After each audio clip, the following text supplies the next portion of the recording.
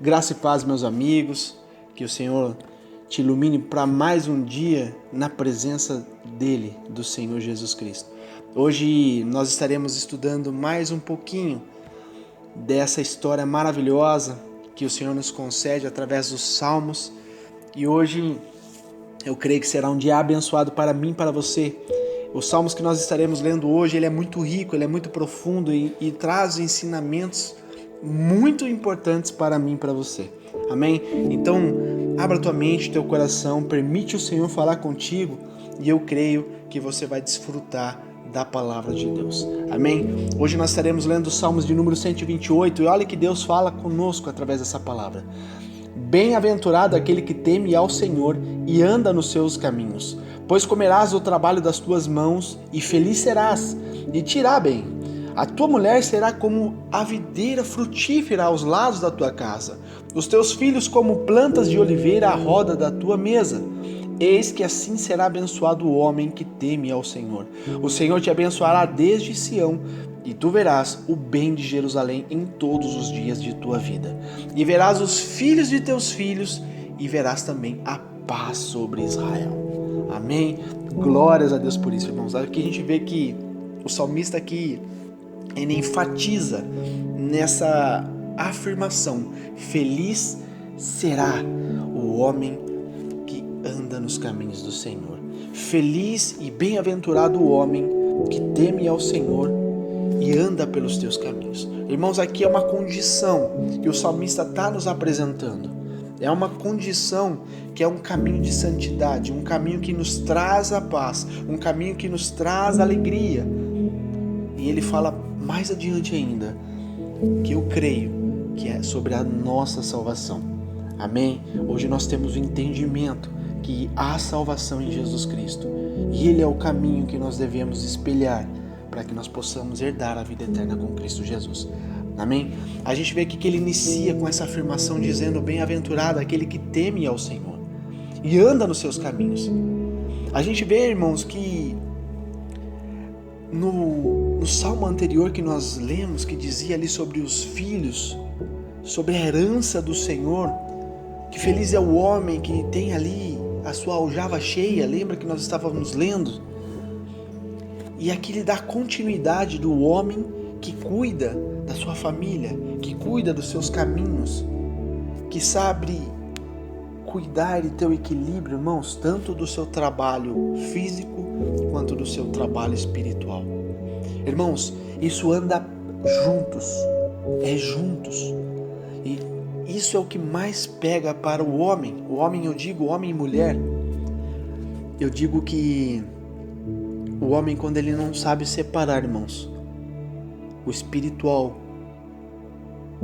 do carnal, do físico, é onde ele mais cai, é onde ele mais peca. Então hoje nós iremos aprender, irmãos, a necessidade que temos de trabalhar isso na nossa vida, para que nós possamos ser bem-aventurados. Amém?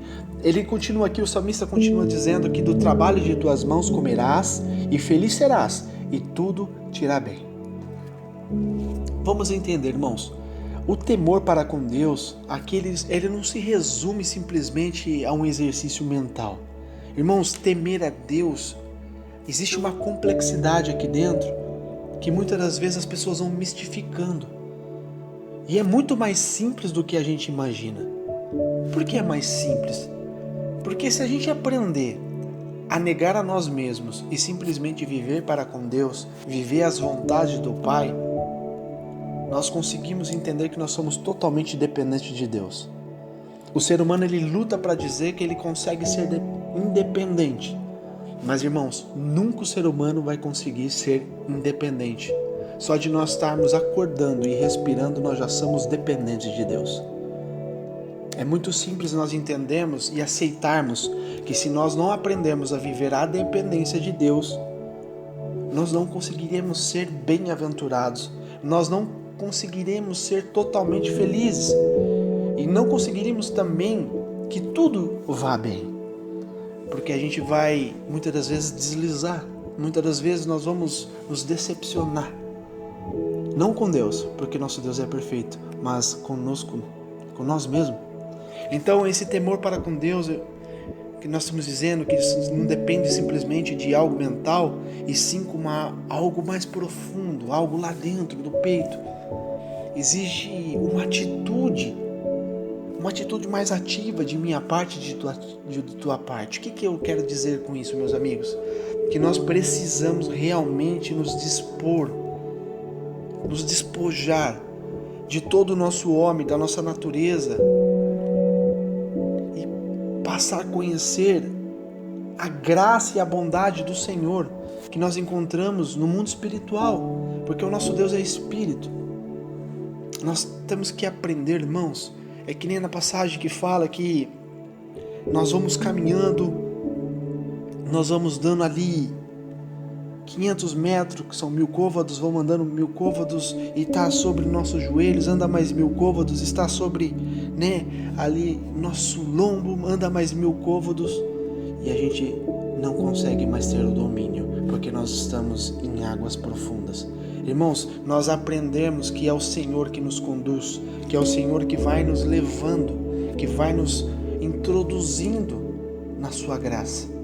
É o que todos os grandes homens e mulheres líderes que escreveram grandes histórias, irmãos, que ensina a nós nos dias de hoje, eles vivenciaram.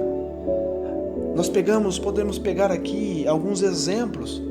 Nós podemos ver que, irmãos, apóstolo Paulo, que era um homem muito instruído na vida, era um homem douto, era um homem de linhagem, era um homem que tinha a sua filosofia totalmente montada em sua mente, vivia uma vida aos teus olhos muito boa, e quando Jesus apresentou para ele e apresentou um projeto de vida, apresentou o projeto de salvação, ele se encantou. Irmãos, é algo tão precioso que apóstolo Paulo, quando Jesus se apresentou para ele, que ele caiu ali prostrado e ele ficou cego dos olhos, ele ficou durante 3 dias, irmãos, antes que Ananias fosse ir ter com ele. Ele ficou por 3 dias, irmãos, de jejum e oração, clamando a Deus. E eu vejo muitas das vezes, eu falo por mim mesmo, que nós mesmos não fazemos algo assim. Nós mesmos não buscamos nessa mesma intensidade. Então, olha só, aqui que ele está dizendo: do trabalho das tuas mãos comerás, feliz serás e tudo irá bem. A gente vê que muitas pessoas hoje consideram ali o trabalho simplesmente pela conquista de algo.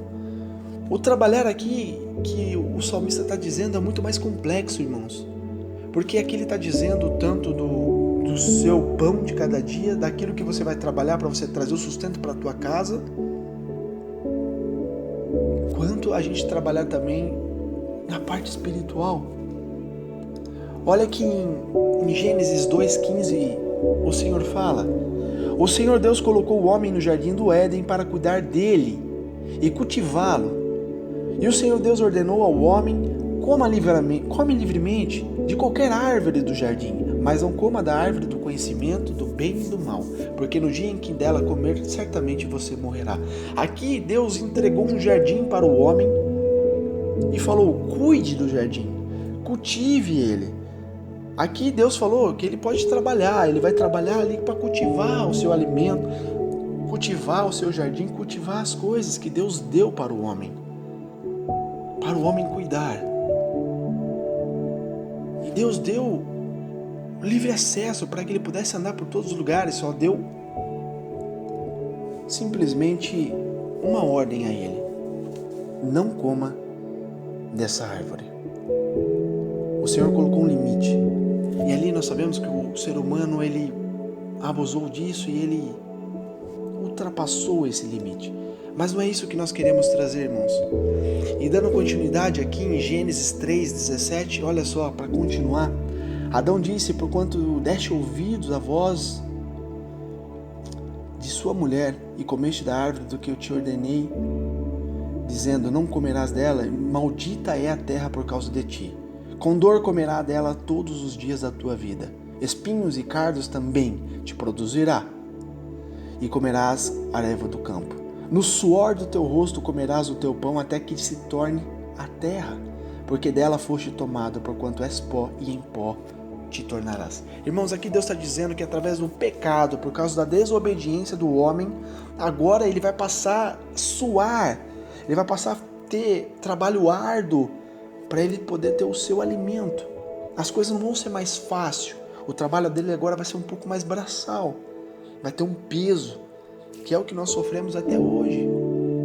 Então a gente vê que o homem desde o início, irmãos, ele precisou trabalhar, ele precisou ser forte. E aqui dando continuidade em João 6,27, olha só que interessante. Não trabalhem pela comida que se estraga, mas pela comida que permanece para a vida eterna, a qual o Filho do Homem lhes dará. Deus, o Pai, nele colocou o seu selo de aprovação. Nós estávamos falando agora, irmãos, sobre o trabalho braçal, sobre ir atrás do nosso alimento, o pai de família que traz o alimento, o pão para a tua casa, a mãe que ajuda, auxilia. E agora nós estamos falando da vida espiritual. Agora nós vamos entrar algo mais importante que nós devemos dar ênfase, irmãos. Aqui em João está dizendo, não trabalhem pela comida que se estraga. O que ele está dizendo? Pare de trabalhar? Não foque simplesmente nessas coisas. Porque quando Jesus disse sobre o pão, irmãos, é algo tão lindo que ele fala assim: ei, vocês vão comer esse alimento, esse pão perece, esse pão acaba, esse pão estraga, mas eu, o pão vivo que desceu do céu, de mim tu comerás e nunca mais terá fome. Jesus está falando da vida espiritual, irmãos. Se alimentar de mim, você nunca mais terá fome. A mesma coisa ele falou para aquela mulher lá no poço. Ali ele falou para aquela mulher, falando assim: a água que tu me dá, que você tem para me oferecer, essa água acaba, essa água eu tomo e volto a ter sede, mas a água que eu quero te dar, essa você vai tomar, e você tomando vai brotar um rio de águas vivas dentro de você, e você nunca mais terá sede. E aquela mulher tomou dessa água, irmãos, e a palavra fala que ela ganhou a cidade toda. Uma mulher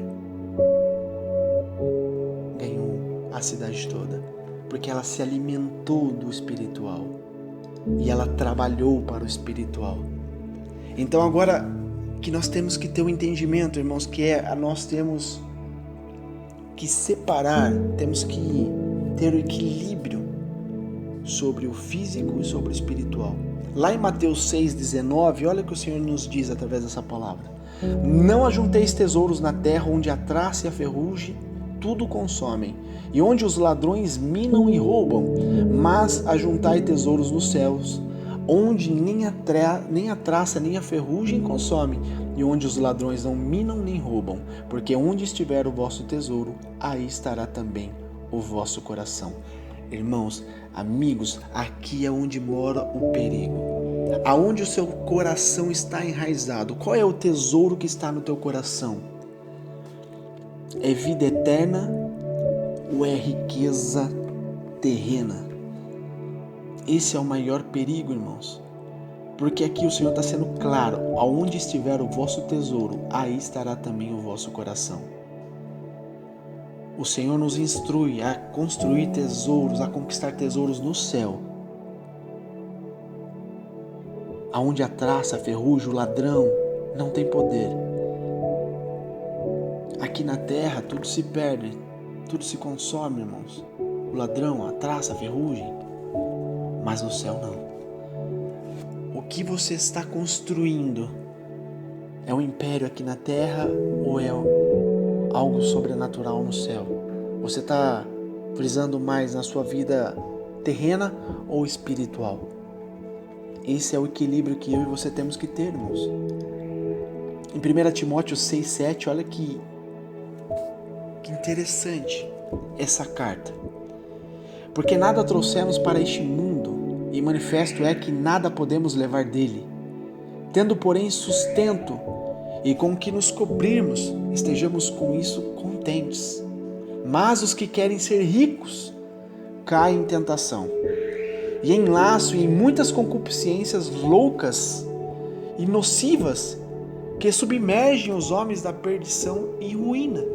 Porque o amor ao dinheiro é a raiz de toda espécie de males.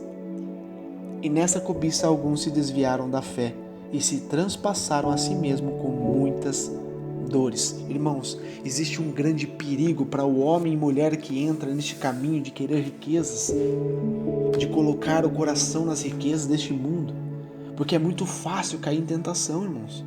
É muito fácil se corromper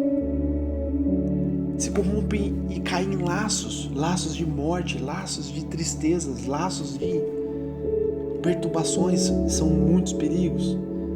Eu não estou dizendo que você tem que viver uma vida de pobreza, pelo contrário, irmãos, eu estou dizendo aqui que você tem que ter equilíbrio, tem que ter domínio da sua mente e do seu coração, para que você não venha se corromper. Porque existem muitas concupiscências loucas, irmãos, nocivas, que trazem os homens à perdição e à ruína. Quantas pessoas nós vemos colocando simplesmente o alvo na riqueza, na fama, no sucesso? Irmãos, ele pode até conquistar tudo aquilo, mas na hora que ele alcança aquilo, ele vai falar, pode ser após a conquista ou no último fôlego da vida dele, ele vai falar a mesma coisa. Irmãos, o que Salomão disse, tudo não passou de vaidade. Tudo não passou de vaidade. Porque ele viu que tudo aquilo que ele fez de nada valeu. Ele não vai poder levar nada daquilo. Muitas das vezes o homem perde toda a sua vida para conquistar aquilo. Depois ele gasta toda a sua vida, tudo aquilo que ele conquistou, para tentar salvar a vida dele. E não consegue. É impossível. Foge da lei. Entende? Em 2 Tessalonicenses, irmãos, 3:10 diz assim também: quando ainda estávamos com vocês, nós lhes ordenamos isto: se alguém não quiser trabalhar, não coma. Então o que ele está dizendo sobre o físico? Se a pessoa quer ter algo, ela tem que trabalhar, ela tem que conquistar, sim. É uma obrigação. Não podemos viver encostado em pessoas, encostado em benefícios, irmãos, não. Nós temos que ter honra. Era isso que estava dizendo lá na carta de Tessalonicenses. Em Efésios, o apóstolo Paulo que também nos diz algo muito importante. Efésios 4:28, ele fala assim: o que furtava não furte mais, antes trabalhe, fazendo algo de útil com as mãos, para que tenham que repartir com o que estiver em necessidade. Aqui não está dizendo que você trabalhe para você conquistar o império, não, para você ajudar o próximo. O que Jesus diz no segundo maior mandamento? Ame ao teu próximo como a ti mesmo. Aqui eles já tinham entendimento que eles tinham que repartir, tinham que ajudar ao necessitado. Jesus despojou de toda a sua glória, de toda a sua riqueza, majestade, para vir em forma de homem, humilde, simples, para nos servir. Você consegue ter discernimento disso? Deus veio à Terra para nos servir, para nos ensinar um modelo perfeito. Então nós temos que ter esse entendimento, irmãos. Lá em Atos 20:33, o apóstolo Paulo também diz isso: de ninguém cobicei a prata, nem o ouro, nem o vestuário. Sim, vós mesmos sabeis que para o que me era necessário a mim e aos que estão comigo, estas mãos me serviram.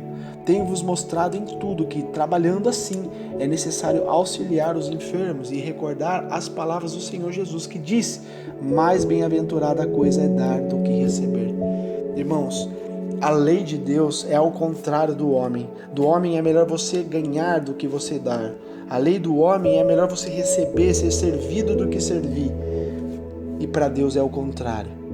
É melhor você dar do que você receber. É melhor você servir do que ser servido. Mas como pode isso?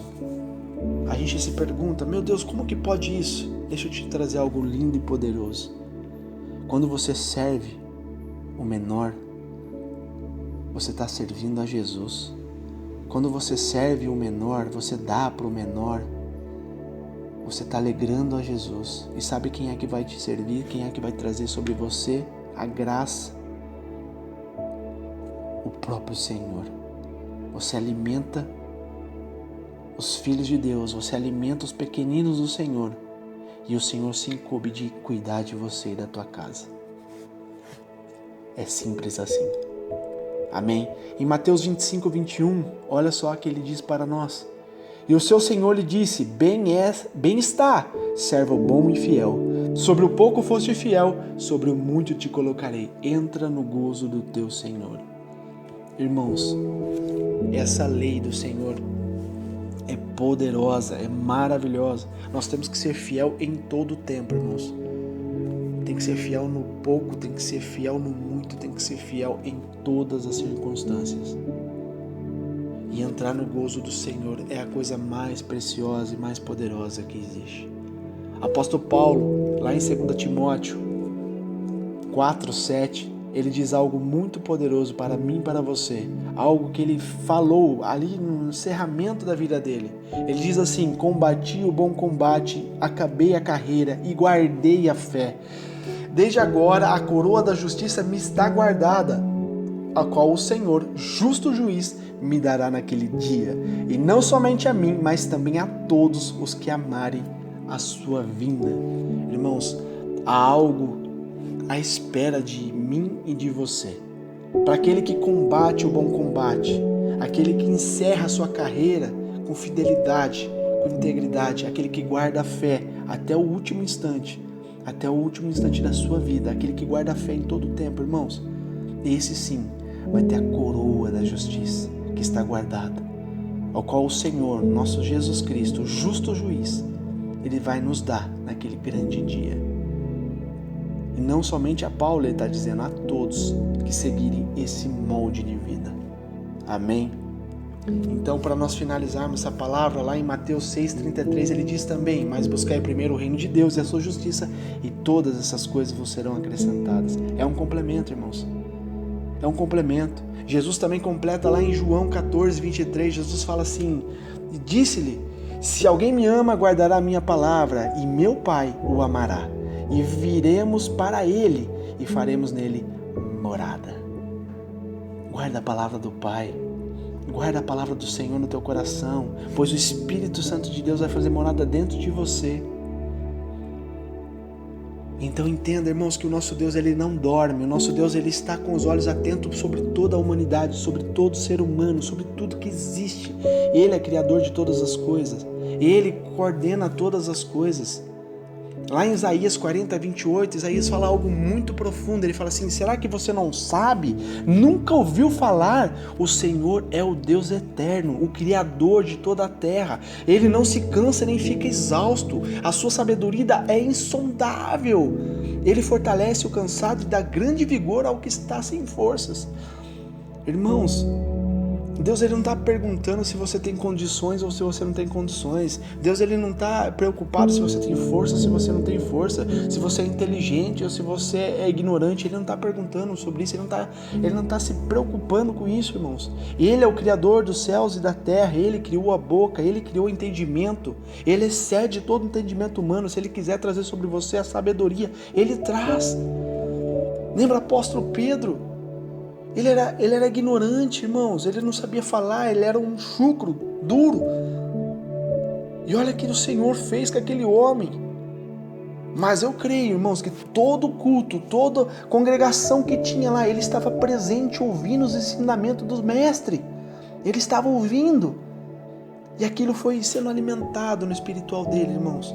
E depois que nós vemos a verdadeira transformação de Pedro, nós vemos de um Pedro ignorante e chucro, nós vemos para um homem manso e sábio, que traz grandes ensinamentos em suas cartas para mim e para você.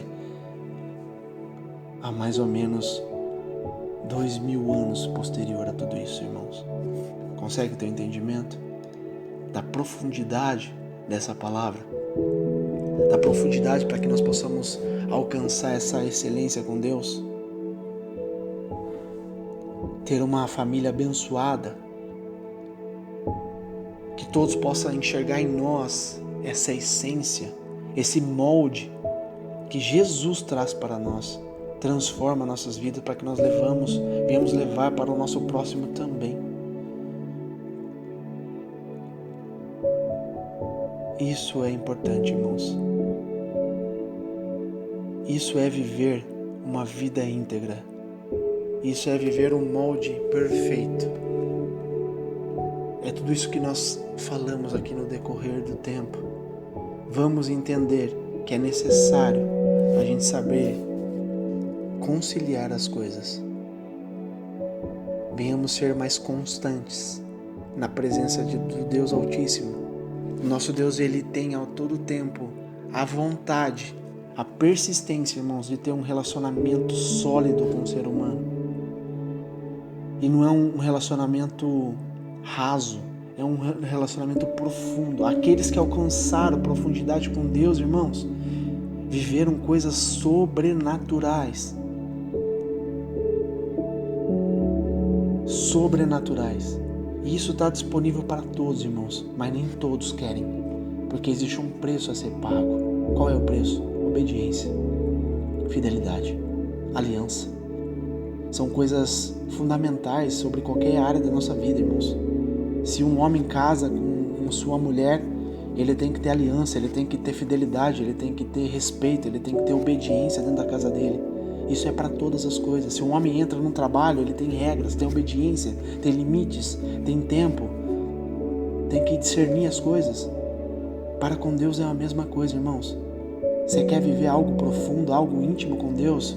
Entra na obediência, entra no gozo do Senhor, entra na profundidade, nos rios profundos do Senhor, e Deus vai te capacitar, vai te fortalecer e vai fazer de ti um homem e uma mulher de excelência. Amém? Que Deus te abençoe. Essa é a palavra de hoje, irmãos. Que Deus abençoe grandemente a tua mente e teu coração. Não se esqueça de entrar aqui na página, de curtir a página, ajudar o meu trabalho. Ajude a compartilhar entre os seus amigos, os teus parentes, seus familiares, para que todos ouçam, irmãos, essa palavra que vem dos céus. Eu estou dizendo simplesmente o que está escrito na palavra de Deus. Não tem uma vírgula do que eu acrescentei aqui, do que eu acho. É aquilo que o Senhor nos ensina. Vamos nos alimentar da palavra, e a palavra nos liberta. A palavra de Deus nos transforma e faz de nós algo novo. Amém? Deus te abençoe. Fique na graça e na paz.